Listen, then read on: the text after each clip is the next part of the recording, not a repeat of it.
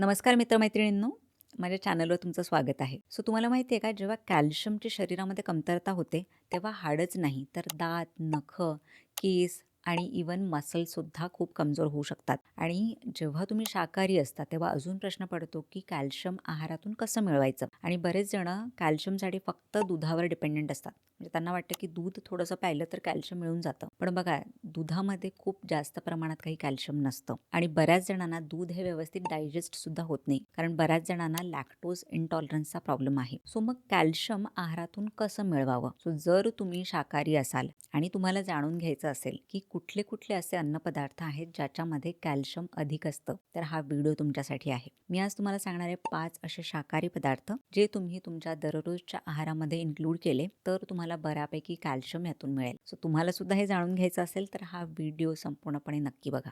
माझं नाव आहे डॉक्टर स्मिता भोईर पाटील. मी एक होलिस्टिक डॉक्टर आणि न्यूट्रिशनिस्ट आहे आणि मी PHD क्लिनिक पुणेची फाउंडर आहे.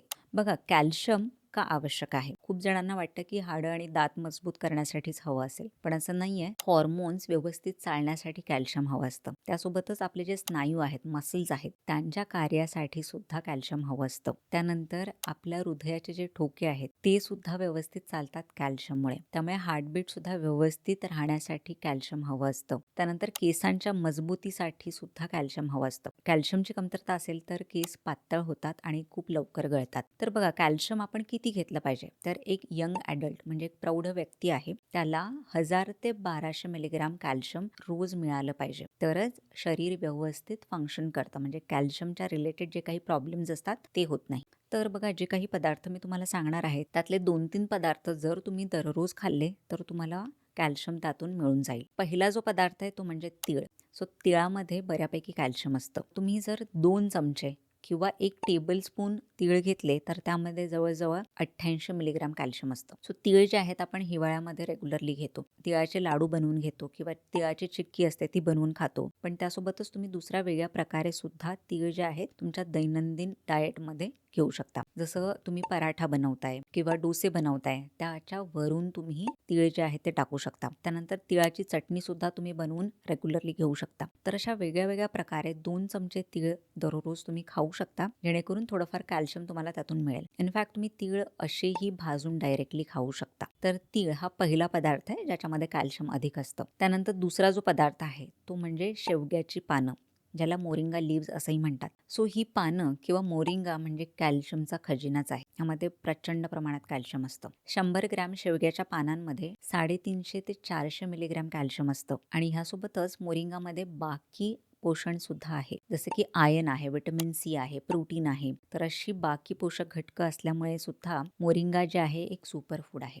तुम्ही नियमितपणे शेवग्याची पानं किंवा मोरिंगा घेऊ शकता. मोरिंगा कसा घ्यायचा? तुम्ही मोरिंगाची पानं आहेत त्याची भाजी बनवू शकता किंवा आजकाल मोरिंगाची पावडर सुद्धा मिळते, तर ती पावडर सुद्धा तुम्ही नियमितपणे घेऊ शकता. पाण्यामध्ये डायरेक्टली 1 ते 2 चमचे मोरिंगाची पावडर टाकून तुम्ही घेऊ शकता. त्यानंतर ज्या काही तुमच्या भाज्या आहेत किंवा तुम्ही पोळी बनवता ह्यामध्ये सुद्धा तुम्ही मोरिंगाची पावडर ऍड करू शकता. अशा वेगळ्या वेगळ्या प्रकारे तुम्ही मोरिंगा घेऊ शकता. बऱ्याच जणांना त्याची टेस्ट एवढी आवडत नाही, तर त्यावेळेला तुम्ही दह्यामध्ये किंवा ताकामध्ये मोरिंगाची पावडर टाकून सुद्धा घेऊ शकता. त्यानंतर पुढचा जो पदार्थ आहे तो म्हणजे पालक.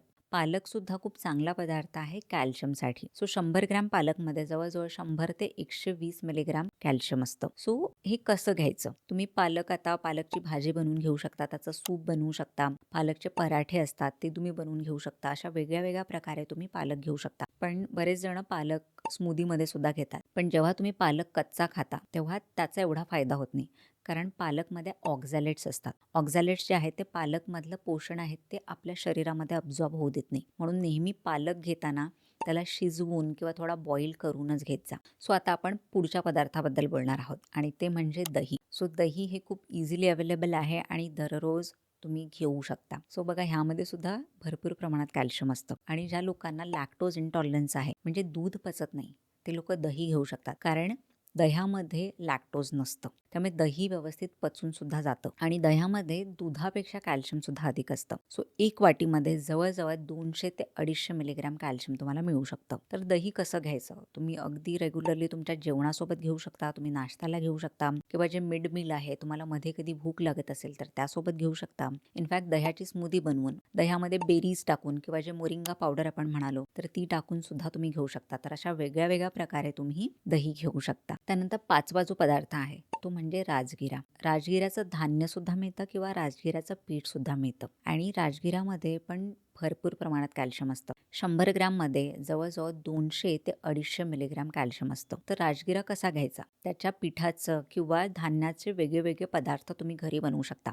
जसं राजगिऱ्याचे लाडू बनवू शकता. त्यानंतर जे धान्य आहे त्याची खिचडी बनवू शकता किंवा जे पीठ आहे ते तुमच्या नॉर्मल पिठामध्ये मिक्स करून त्याची भाकरी बनवू शकता किंवा पोळी बनवू शकता. अशा वेगळ्या प्रकारे तुम्ही राजगिरा घेऊ शकता. सो बघा, हे जे काही पदार्थ मी तुम्हाला सांगितले ते नियमितपणे घेण्यास सुरुवात करा, जेणेकरून तुम्हाला कॅल्शियमचे सप्लिमेंट्स घेण्याची गरज नाही लागणार. आणि जेव्हा पण हे पदार्थ तुम्ही रेग्युलरली घेता त्यासोबत बाकी पण काही गोष्टींची काळजी तुम्हाला घ्यावी लागेल आणि ते म्हणजे ह्यासोबत व्हिटॅमिन डी घेणं.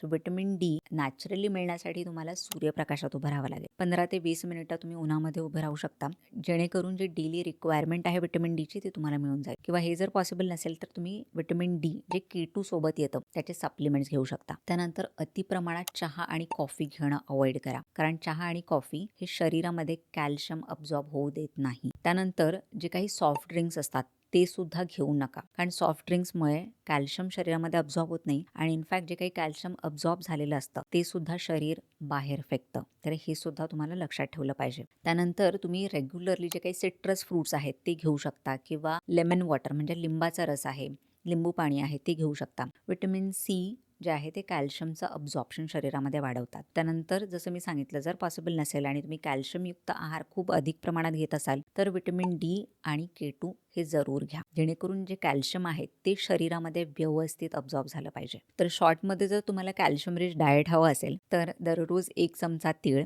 त्यानंतर जी शेवग्याची पावडर म्हणजे मोरिंगा पावडर असते ती तुम्हाला 1 ते 2 चमचे ताकामध्ये किंवा दह्यामध्ये आणि मध्ये काहीतरी राजगिरानी बनवलेला पदार्थ, अशा जर गोष्टी तुम्ही फॉलो केल्यात तर शरीराला जी गरज आहे 1000 मिलीग्रॅम कॅल्शियमची ती पूर्ण होऊ शकते. सो आय होप हा व्हिडिओ तुम्हाला इन्फॉर्मेटिव्ह वाटला असेल. हा व्हिडिओ कसा वाटला मला कमेंट सेक्शनमध्ये जरूर सांगा आणि तुमच्या फ्रेंड्स फॅमिली मेंबर्ससोबत सुद्धा नक्की शेअर करा. सो हेल्दी खा, हेल्दी राहा आणि स्वतःची काळजी घ्या. बाय.